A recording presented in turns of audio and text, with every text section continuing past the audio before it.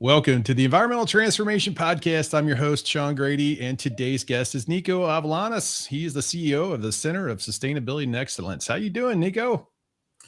Good morning. Thanks, Sean, for the kind invitation one more time. It's always a pleasure meeting you and share more insights about what's happening on sustainability world. Oh, this is great. Yeah, no, and you know what? To our listeners, I want to wish everybody a happy new year. We are starting the new year off right. We've got some great topics and interviews coming.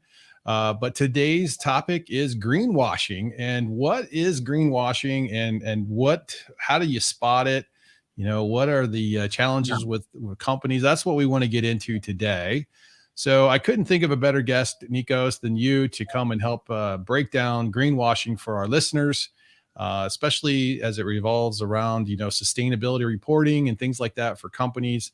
And so let's dive in and talk about greenwashing and give our listeners a little bit more about, what it is. But before I do, briefly, just give the listeners a bit of background on who you are for the new listeners who maybe do not know you, Nikos, and what you do with Yeah, thanks, Sean. CSE. I'm the founder and president of the Center for Sustainability and Excellence, CSE. We are global leaders in educating C-suite executives and sustainability professionals. We have trained over 8,000 sustainability professionals so far. That represents the 90% of Fortune 500 firms in 90 countries, 5 continents, and more or less most of the governments in these countries. So we qualify professionals to play the role of sustainability and make the change. At the same time, we do a lot of research on sustainability and ESG issues, especially in North America. Mhm. And we always try to identify what are the key trends on sustainability, how ESG and profitability are get connected. And of course, we provide services, consulting services to Fortune 500 companies in North America and the rest of the globe. That's great. Well, thanks for giving us and our listeners a bit of background on CSE, and let's talk a little bit about this greenwashing. Let's break down what greenwashing really is. Most people listening may know, but let's break it down for the listeners who might be a little new Yeah. to the topic. Yeah, it's really easy to define greenwashing because it's about misleading consumers and not only consumers, investors, clients, any kind of stakeholder on a green aspects of a product or a company.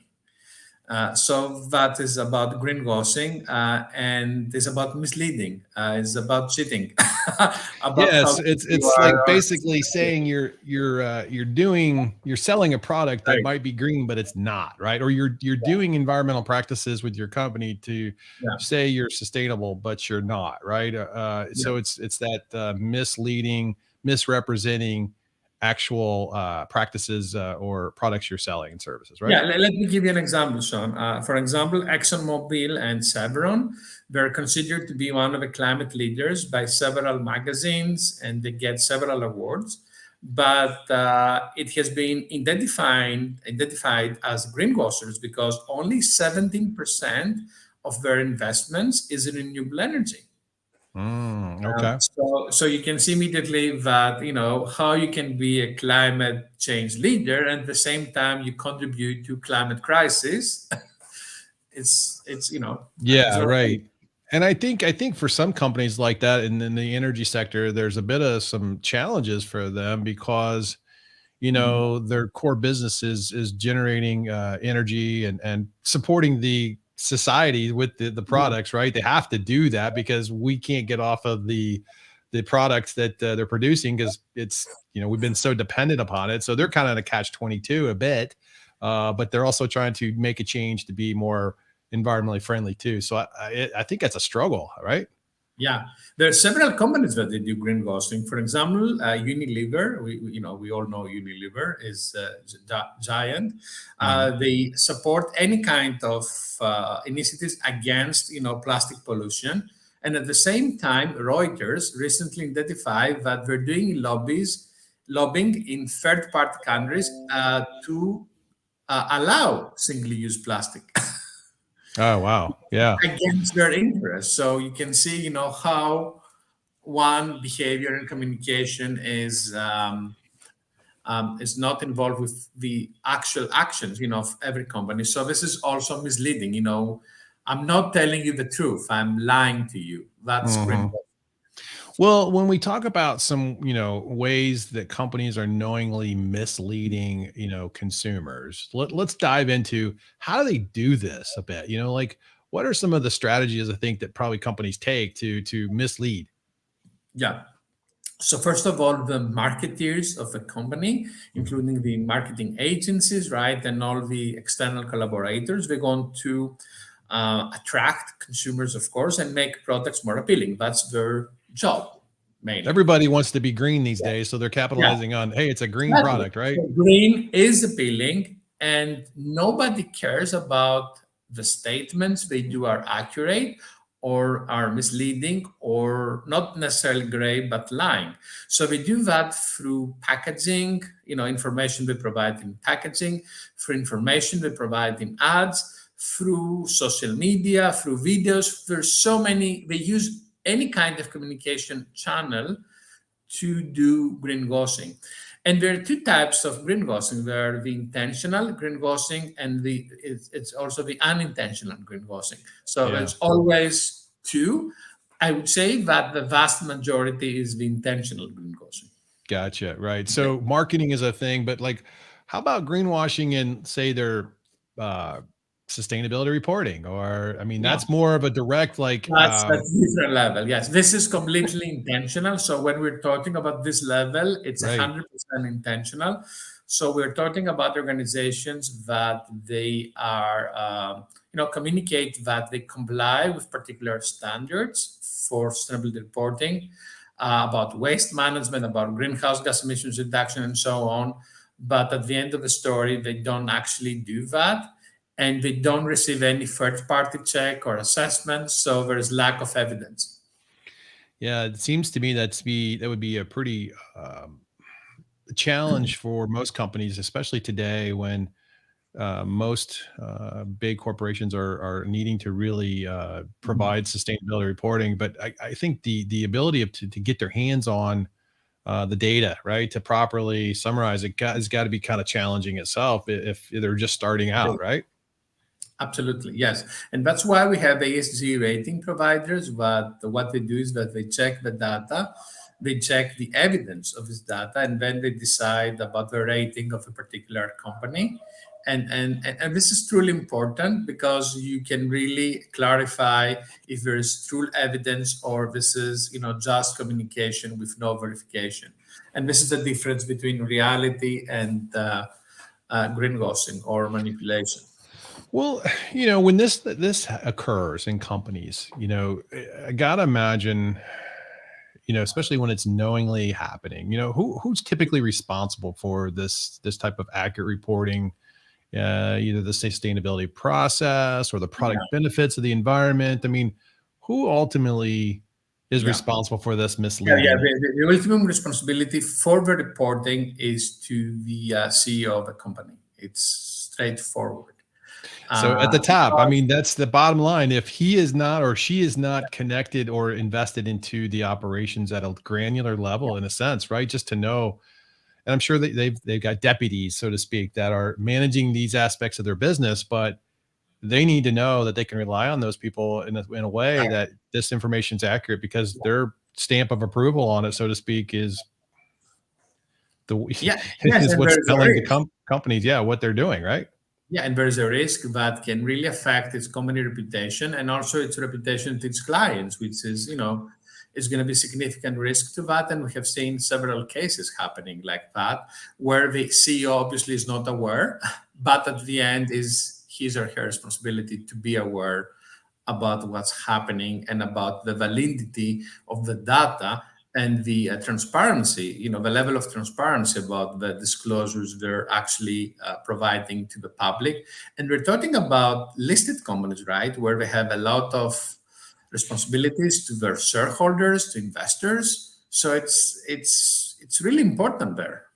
Well, let's talk about the reputational risk of some of these companies that they get caught up in greenwashing. I mean, I was recently looking online and just reading some articles, but Walmart recently was fined about 2 million, $3 million. Kohl's, which is like a clothing store, they recently got fined about 2.5. I mean, by the Mhm. FTC, right? So for misleading consumers. So talk Yeah, about this is real, fraud, so to speak, in a way, right? yeah. I mean, to be honest, in order to avoid greenwashing, there are two aspects. You need consumers education, and another one is you need very clear and straightforward legislation against that, from FTC, from SEC, from all these agencies. They need to be very straightforward about the rules and what you should avoid, and this is not necessarily happening right now. So a $1 billion company can easily declare something, and it could be greenwashing, and the SEC role should be to penalize this company.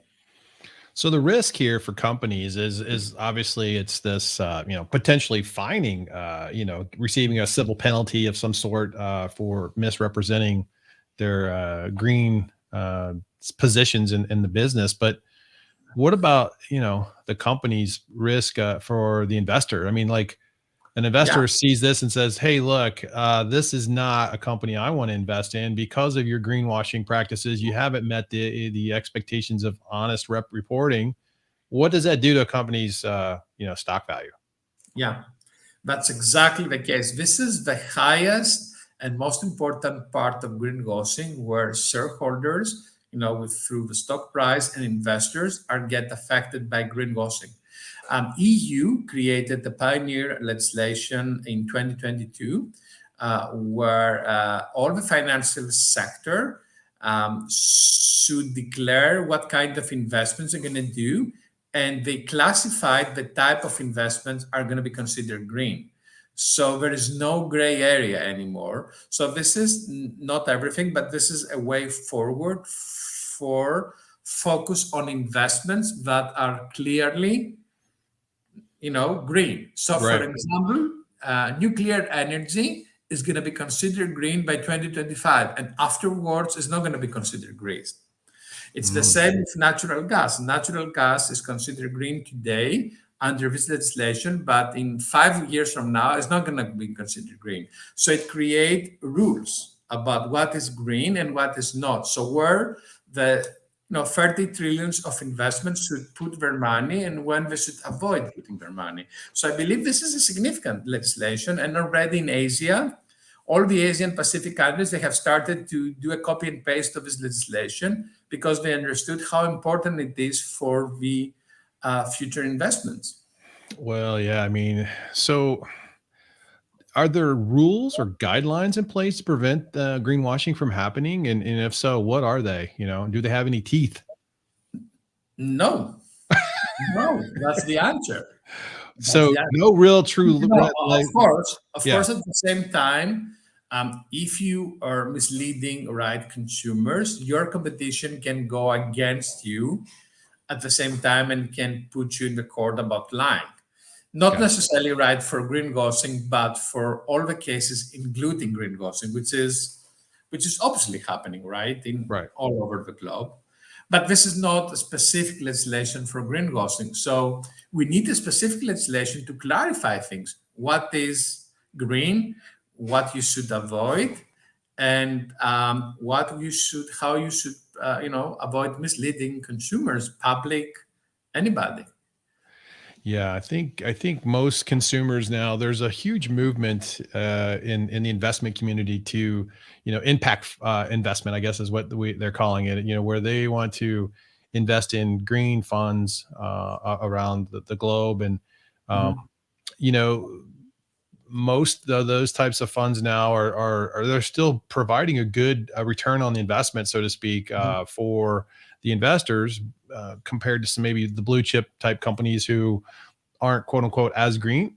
Mhm. But most people are wanting to really put their money where their mouth is when it comes to green investment because they're passionate about it. They think there's a societal benefit and an environmental benefit and Right. also an economic benefit, right? So I, I think getting caught up in a company that's not, that basically is doing greenwashing and it's against your beliefs. That's where people are really having some heartburn. Yeah. Yeah. Well, when we talk about this investment community, I mean, what types of green investments decisions are being made? Do you know? I mean, are you familiar with this type of an approach for the green investment approach to picking a stock or picking a mutual fund? Or, I think there's, like I said, there's a huge trend in this, and I think these fact checkers in the investment community are really looking at these companies for the greenwashing, actions, so to speak, before they can prove them to be part of their funds. Yes, yes, we have noticed that there's a progress towards this direction because everybody wants to know more about what's happening out there, and I think it's in the right direction. But also, that's why you have ESG ratings. You know, the ESG ratings, and there are many types of ESG ratings. They provide a third-party evidence about the rating of your company. So when a third party rate your company, usually they get evidence about the level of the rating. So one way is the ESG ratings.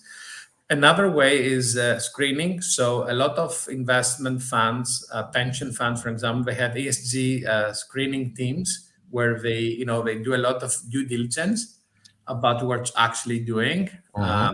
and what you're not. So they have all the data Right. on that. And it's important, of course, before they take an equity or they invest in the company, so they know more information. And there are so many other initiatives like third party check, third party audit. There's so many different tools out there, but Yeah. they're Yeah. not widely used at the same. Uh, I mean, it's got to be, I think, one of those evolving criteria or screening, evaluations where companies or investors are starting to really pay attention to it more. But I was reading an article prior to our interview. It said 58% of the investors in a recent survey by Investopia and Treehugger indicated an increased interest in ESG investments in 2020, and 19% reported using ESG considerations in selecting investments. How would greenwashing affect these investment decisions? I mean, it would really, if you're an investor and you know this, I mean, you want to do a green investment. I mean, I think Mhm. it's really hard for these investors to probably get this information at their Yeah. fingertips, right? Exactly. So that's why these investors, they either have to use the ESG rating providers, Who are as they, third anyways? party. Yeah, Yeah. they're Moody's, they're well known. Okay. They're Moody's, Sustainalytics, MSCI, S&P 500, they all do this job. I'm not going to use the term perfect, but, it's better than nothing. Right.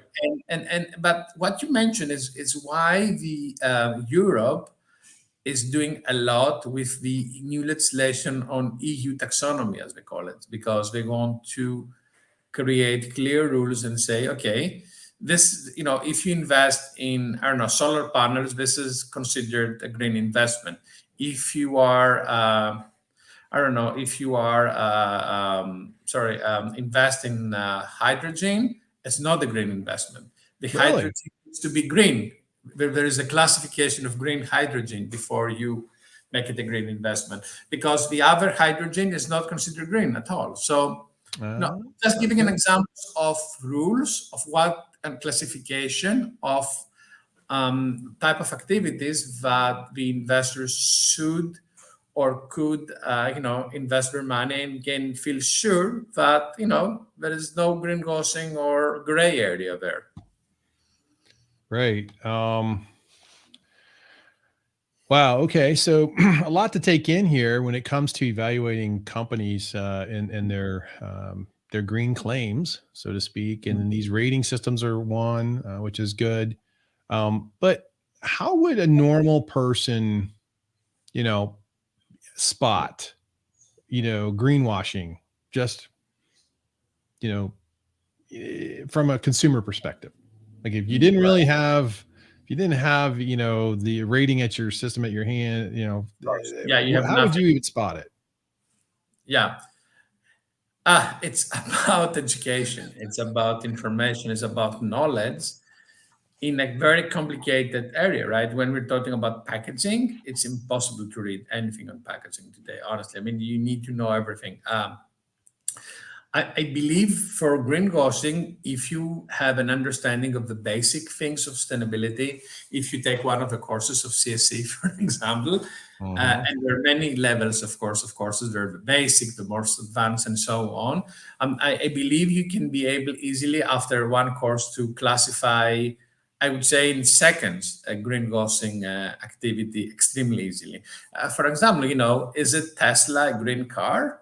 Can Tesla declare that is a green car? And my answer is no. This is obviously heavy greenwashing by Tesla, because only according to MIT studies and several other studies, only when the energy you use during the life of a car is renewable energy, and if also the production of a car is taking place through renewable energy, and so on, and there's so many other parameters, then Tesla could be, or any other EV, right? Not only Tesla, but Tesla was being promoted as green car. That's why I'm using this example.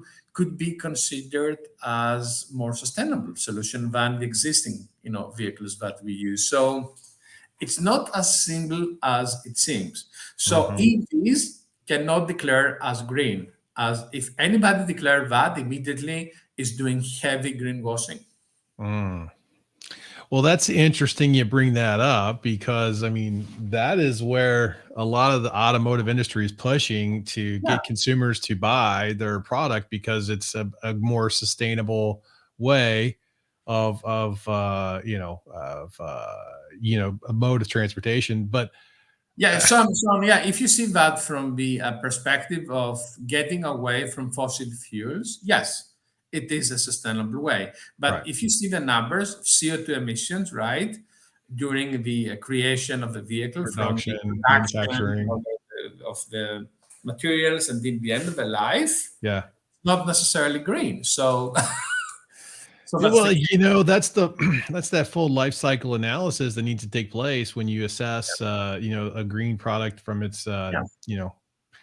inception to completion. And that is very interesting. You bring that up because I think people are losing sight of the real impact of producing what Mhm. would be perceivably a green product, right?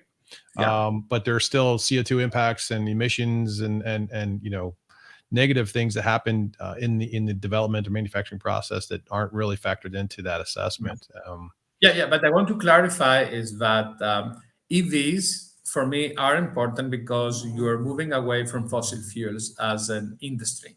So from this perspective, it is important. So it kind But of overrides a little bit of some of the negativity around the yeah, greenwashing claims because the overall benefit's better than yeah, the what we overall would. benefit, yes, Yeah. but the marketing guys, they should be extremely careful. So they cannot communicate EVs as green. I mean, this is definitely a lie. Okay, I mean, like that's hard to. Yeah, I can see what you're saying there. It's hard to argue with that. I mean, and I think I did an episode. Matter of fact, the last episode we did was with a company who is doing a lot of this research on consumer products called Fench. And Fench is like a plug-in to maybe your online shopping experience where you type in a product and it will tell you, is it green or not green? Is it more sustainable than other products? I mean, these are solutions that are helping consumers figure out whether things are not green or green. And so when I interviewed the CEO of Fench, Lizzie Horvitz, I mean, she really kind of explained how her products works and how that's really affecting consumers and how they're helping them make them more green decisions, right? I mean, that's one Yes. way. Obviously, you can go to look companies up and fact check, but I Mhm. think that's the problem. People don't have time. They don't really have the Yeah, time yeah. to really So an go app, do that. yeah, an app. It could be, it could be a simplified app. Let me use this way because it's extremely complex issues. Everything we discussed. I think it could be, a good possible, solution for consumers. And as CSE, we're going to support with our huge network of, so many thousands of professionals that we have educate and we also advise through this perspective. There is a need for an app for simplifying things. Well, what But about also just there is the need for legislation on greenwashing at the same time for protecting investors and shareholders. Well, how about just like, label reporting? When you buy something on a product, usually like if, you're buying food, it tells you how many calories the product has and, breaks down. I mean, what if we had a separate little sustainable rating system that says this is the CO2 impact of this product? Yes, already France has been introduced such an initiative for particular kind of food products. If I think that was took place a few years ago. I'm not sure how successful it is, but it seems that the mandatory label of the carbon footprint of the product is on the way, together with carbon tax. So these are two initiatives that we can see that it may take place to our trends by 2025. Carbon footprint label, not necessarily around the globe, at least in Europe or in Canada, perhaps. I'm not sure about the US, but also carbon tax. As you know, Canada has started a few years ago the whole process, Yeah. and the rest of the world is following right now. I mean, everybody is creating carbon tax policies against the polluters. Well, yeah, there's a lot of movement there. Well, what are some of the challenges companies face with properly reporting their green initiatives so they don't end up greenwashing their results? What they should do in order to avoid greenwashing? That's your question. Well, what are some of the challenges that they face when they're trying to, properly report their green initiatives Right, before right. they end up, without actually greenwashing Yeah. the result? First of all, is lack of education of their directors and supervisors. Lack of education of themselves. Complexity of the new standards that are out there. Ignorance. All these issues are big supporters of greenwashing. How do you think technology factors into the greenwashing challenges that companies face? I mean, tracking, data management, reporting. I mean, Yeah, where do you see yeah. that to be a big problem in the industry? Yeah, data management in the sustainability of sustainability data is a challenge. Of course, there are a lot of softwares out there, but still tracking and verifying data. It's not only tracking, but also verifying data. It's a big challenge. I think this is the biggest challenge right now that the companies are facing. It's not only tracking, but also verifying both, I have to say. And I believe there are going to be a lot of solutions towards this direction because they have to. Right. I mean, it doesn't seem like there's any one software program that meets everybody's expectations. There's no silver bullet out there. There's many ways to calculate and measure greenhouse gas and No, sustainability several progress. alternative solutions. None of them is perfect yet. Yeah. Several alternative solutions. That's where we are right now. There's a progress towards this direction at the same Yeah, I time. think I think for the next 10 years, 10, 15 years, this whole evolution of a software scenario for data management, data analytics, reporting is it's going to evolve, Yeah.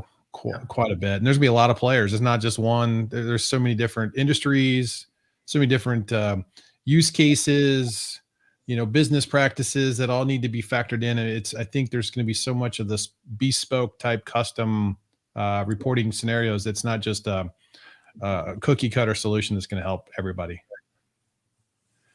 Well, let's as we wrap up here, Nikos, let's talk a little bit about what's CSE doing to help companies with greenwashing concerns. Yeah, thank you so much for asking this question. I think it's an important one. So first of all, we do a lot of research and identify areas where there's heavy greenwashing. We educate marketing and communication professionals and sustainability professionals how to avoid greenwashing. That's And again, our impact is huge there because we are leader in sustainability education. We advise corporations how to be accurate in their statements, in their sustainability report. And also we provide a number of tools like the ESG assessment tool where they can identify where they stand on sustainability, and provide more accurate data to their sustainability report. These are some of the ways that, CSE contributes to the avoidance of greenwashing so far. But I believe, honestly, that the most important aspect so far is the education. Right. It's by far the most important impact that we have in the globe in the avoidance of greenwashing. Yeah, I think more awareness about that, more shows or topics like this, episodes where we're talking about greenwashing, highlighting, the topic, how it works, what does it do, how does it affect investors, how does it affect companies, reputational risk, things like that. This is what's going to drive, industries. And then unfortunately, there's going to be those situations where companies are going to be fined for, inappropriately reporting. And I'd hate to be in a position where I was a CEO of a company, didn't know that I was misreporting, in fact, and it actually was happening. I'd be pretty upset with that, not knowing that. And I think the challenge there is just not, like you said, being educated enough to know that I need to I need to dive into the details a bit to understand the whole process, because it seems like, society has really pushed forward with this whole mantra or mentality of sustainability, and it's part of the DNA of the new investor. Mhm. Right. Yep. I mean, they're going to be driving. The younger generation is willing to put their money. They're willing to pay more money for a product it's truly green than a product that's maybe less expensive but not as green. Yeah, but the interesting thing is that the investors are the less educated on sustainability issues at the same time, and this is a big gap that we need to, find a way to fill in the gap Right. of the appropriate education. So we are so proud that the last 2 or 3 years there is more and more demand for board of directors education on sustainability, and as you know, CSC is a leader in that. And there are many boards of directors that they request from us to educate them about, what is happening in sustainability, what is important to their business, how they can avoid greenwashing. And they all give a lot of attention to that. Nobody wants risk to their business, just to let Right. you know. Yeah. Right. None of Right. No, I totally agree. I mean, why do you want to have that kind of sitting out there that's really affecting the growth of your business, because you've got right, this negative impact going. It's like having a bad social media, post that goes out viral on you. It's another one of those reputational challenges that companies have to face today. So this has all been great topics, great discussion today, Nikos. I really appreciate you coming on the show today. I think we are going to try to get a green investment topic episode here in the near future. I think that'd be very interesting to see how the mindset of an investment manager thinks about green investments. I think that we're going to try to find somebody to come on the show about that. So any listeners out there know anybody, reach out to me. Thank you so much. All right, Nikos, great to see you again. Happy New Year to all our listeners. Happy New Year and happy and sustainable New Year as well. That's right. It's going to be a great 2023. So good to see you, and take care. Talk to you soon. Thank you.